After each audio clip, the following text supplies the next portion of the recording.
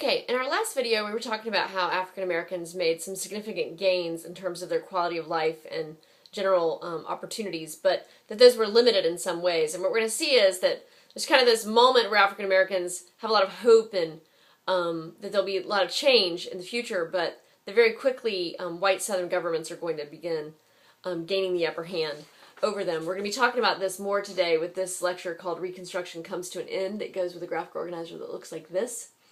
And we're going to see how slowly white supremacy reasserts itself for a variety of reasons in the American South. Okay?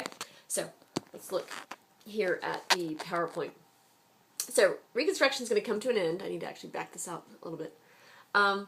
First of all, white Southerners are slowly going to begin reclaiming their lands, regaining their wealth, reestablishing their control over their work populations through sharecropping. And so, they're able to better mount a resistance against the protections that had been granted during Congressional Reconstruction.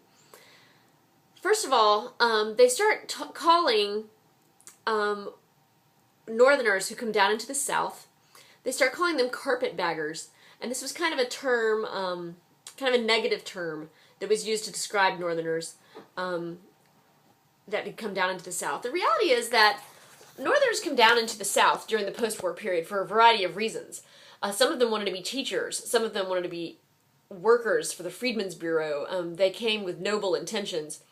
But in a post-war period where you have a lot of people who are kind of desperate to find family members and there's a lot of people walking around that don't know each other or have long-standing bonds with each other, it's really easy to scam people. And so a lot of people from the North came down into the South and ran scams on freed slaves and poor whites. And so they kind of got a bad name. And so while there were lots of different reasons why Northerners came down into the South, the name carpetbagger has kind of a pejorative or a negative tone to it. And that's because white Southerners started, basically trying to stereotype Northerners as a negative element and having negative influences on the South. Also, there were some white Southerners who had decided to become Republicans for self-serving reasons. If you want to get a government contract to produce things or hold government office, the only way to do that was to actually be a Republican because they were the ones who held power. So they called them scalawags. This is the name for Southerners who joined the Republican Party. And Southerners basically considered them to be like traitors to the Southern cause. And then we also get the rise of the KKK, the Ku Klux Klan, during this time period. The Ku Klux Klan stands for Circle of Friends. It started out as kind of a social club in Tennessee. Some say it was founded by Bedford Forrest, but eventually came to increasingly terrorize and intimidate African Americans in the South and try and keep them from exercising their rights and privileges. Politically, we also see a lot of gains made by white Southerners at the price of blacks. One is things called black codes. You might remember slave codes after Nat Turner's Rebellion, which sharply limited the kind of activities that slaves could engage in.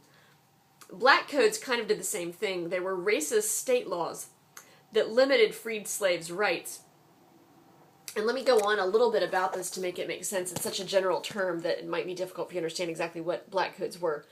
Black codes differed from state to state because they were state laws, but let me just give you an example of some of them from, say, Mississippi. In Mississippi, the black code said things like, white people cannot marry black people, and if they do, they'll be punished with a felony charge and life imprisonment. Black people can't have alcohol, they can't carry weapons, they can't gather for no reason. If they're together, they can't loiter, for example. If they're together, they have to have a purpose or they have to be working or something, but black people can't just hang around together. They can't be cruel to animals, they can't make seditious speech. All kinds of limits on their rights to free speech or assembly or the right to carry arms or weapons that did not apply to white people. So really just second-class citizenship. One of the strangest things it said is that if a black person was accused of breaking the black codes and they couldn't pay their fine and they had to go to jail, that they would pull the black prisoners out onto the courtyard steps once a month and they would auction them off to white people. The white person would agree to pay their fine, and whoever would be willing to pay the black person's fine, then that black person had to go work for that white person until they had worked off that amount of money. So you can see this starts to sound suspiciously like slavery. Also, if you were a black person working for a white person and you ran away, they could send someone to catch you. And they didn't have to pay you until the end of your term. So black workers working for white people could be exposed to very harsh working conditions and punishments. And they really couldn't do anything about it because they wouldn't be paid until their last day of work. So those are the kinds of examples of black codes that really just kept black people in a position much like that of their former enslaved position. All right, so politically, there were black codes. There were also poll taxes. Poll taxes made you pay a fine to vote. Not a fine, I'm sorry. A poll tax wasn't necessarily a fine. It was like you had to pay. The problem with poll taxes is that it also affected poor, uneducated whites. So they finally had to come up with some other ways to try and keep people from voting. Another flawed attempt they did was called the literacy test, where you had to prove you could read in order to vote, but that also negatively affected poor whites who might have limited literacy skills. So the ultimate answer is something called the grandfather clause. The grandfather clause says that if your grandfather could vote in 1860, you don't have to pay the poll tax or take the literacy test. So that's really the way in which they perfected the way in which these laws would only affect black people. And therefore, only black people would be forced to pay these onerous taxes or be forced to take increasingly ridiculous tests to get the right to vote. They passed the Amnesty Act during this time period also. It basically said that former Confederates could now vote and hold office again. That should be hold, not old. Hold office. And so increasingly we're going to see a lot more former Confederates come back into politics and positions of power in the South. And there is going to be an attempt on the part of Ulysses S. Grant to try and stop this kind of rise of white supremacy. For a while, he enforced something called the Enforcement Acts, which were an anti-KKK provision. It basically said that where there was proof that the KKK was trying to intimidate voters, that they could come in and run elections and take over that function for the states or local governments. Also, he sent out troops to try and fight the KKK, but in time we're going to see that the federal government becomes increasingly fatigued with their efforts to try and fight the KKK. Public opinion also starts to change about... Oh, should I back up? Oh, I just want to show you this visual. This visual here is an example of black prisoners being brought out onto the courthouse steps to be auctioned off, according to what the black code said at the time. Okay, so public opinion starts to change.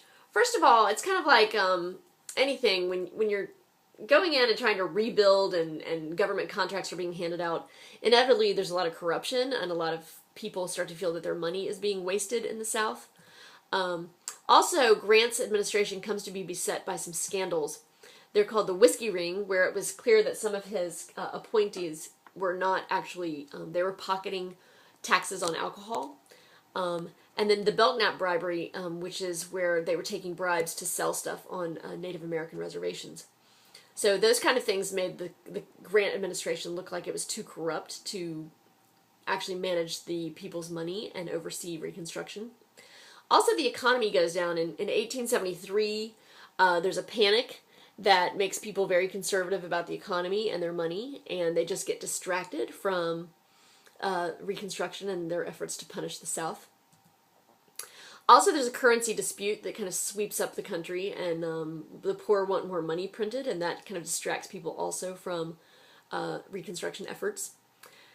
And then the Supreme Court is very much dominated by Southerners during this time period, and they issue some very interesting court rulings, really creative court rulings, I would say, during this time period to undermine Reconstruction. And we're going to be talking a little bit more about both of those, but all of that is to say that slowly people's willingness to really stay in the game and keep dedicating a lot of time, energy, and money to the Reconstruction cause in the South really starts to fade away. Let me just talk about two examples of the Supreme Court cases from the time period. The first one is called S Versus Crookshank, and what it says is that only the government can't discriminate against people, but everyone else can, is basically what this ruling says. So the government can't discriminate, but it said if private businesses want to discriminate, they can do that. If private clubs, I don't even mean private, I mean anyone can discriminate on the basis of color except the government. So if McDonald's wants to discriminate, if there was a McDonald's back then, of course there was not, but any public establishment that wants to discriminate can, is basically what this ruling says. So segregated facilities for whites and blacks and those kinds of things are going to be upheld by this ruling. And then U.S. versus Reese says that while race can't be used to keep people from voting, so what it says here is it undermined the idea that all black males can vote. It ruled that the 15th Amendment didn't give the right to vote. It simply said you can't be denied the right to vote because of your race. But that basically says that the grandfather clause is okay, because the grandfather clause doesn't say that black people can't vote. The grandfather clause says that if people whose grandfathers couldn't vote in 1860 can't vote, and that doesn't say a thing about the color of their skin.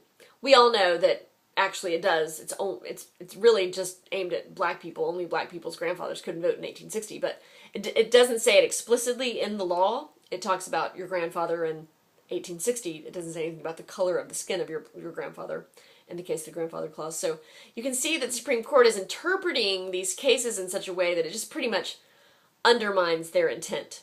The spirit of the law is undermined by them. And basically they're going to open up the door for segregated facilities and all other kinds of ways of keeping black people from voting without, as long as you don't actually mention the color of their skin as the reason why they can't vote. Okay? Also, the Republican Party is going to become increasingly divided against themselves. White Southern scalawags are going to increasingly make up part of the Republican Party, and they really have no intention of kind of towing the party line on protecting and empowering African Americans. And the party splits over corruption, and you get a Republican wing versus a liberal Republicans. So it's kind of like just the party becomes split and not able to be united in a united front to oversee Reconstruction in the South. So we have an election in 1876, and there's a Republican running. His name is Rutherford B. Hayes. He's of Ohio. And a Democrat, Samuel Tilden of New York. And it's a very weird election. You can see here in this picture, I'm not sure if you can see so well, but there's a black family here at their hearth. And there's a KKK guy with a hood on him who is got a gun pointing in the door, trying to terrorize these African Americans and perhaps keep them from exercising their rights. It was that kind of actions on the part of the KKK terrorizing voters in Florida that made it unclear who won the vote in Florida. And so while Tilden wins the popular vote, without Florida's electoral votes, he is short one electoral vote. And Florida's 20 electoral votes are uncertain because of this KKK violence. But of the 20 votes that are unclear in Florida, Tilden only needs one of the 20. So the Electoral College can't really render a verdict without figuring out what to do with all 20 of these votes in Florida. So, unlike the election of 2000, say, when Gore and Bush tied, and that went to the Supreme Court to decide, in this election in 1876, Congress handles it. The Republicans decide to put together an electoral commission that will come to a decision about how to solve this presidential crisis. And ironically, this committee, this election committee, has one more Republican on it than it has a Republican majority. So they come up with a compromise, a very creative compromise that has been long questioned by historians over time, because it gives all 20 of those electoral votes, rather than splitting those electoral votes, of which Tilden only needed one, they gave all of them to Rutherford B. Hayes. So in the compromise of 1877, Hayes becomes president. He receives all 20 of the electoral votes. We think an under-the-table deal was made that the Democrats would go along with this decision as long as all the Union troops are going to leave the South. So the result is something we call redemption, or basically white Southerners regain control of the South, and they regain all the governmental positions, and Union troops leave the South, and hopefully you're seeing that this is going to be a very bad day for African Americans, because there'll no longer be anyone down there who is willing to protect and empower them. So white supremacy takes back over in the South. It's called home rule, that white Southerners will now be ruling their own homes, as they had done before the Civil War and not since afterwards. And This graphic here helps you see how there's kind of an alliance between the KKK and former Confederates to now take back over the South. And it says here, the Union as it was. And this says worse than slavery. And you can see here a black family is kind of cowering at this new reality, kind of understanding that it does not mean anything positive for them or their children, which they cradle in their arms. Okay. So, a big question related to Reconstruction is, well, did it succeed or fail? And that's something I want you to think about quite a bit as we sum up this unit. What would a success have looked like to radical Reconstructionists? And was there real reform in the South in terms of reorganizing or truly long-term reshaping race relations in the South? Okay? So, you think about that, and I will see you in class. Thanks, bye.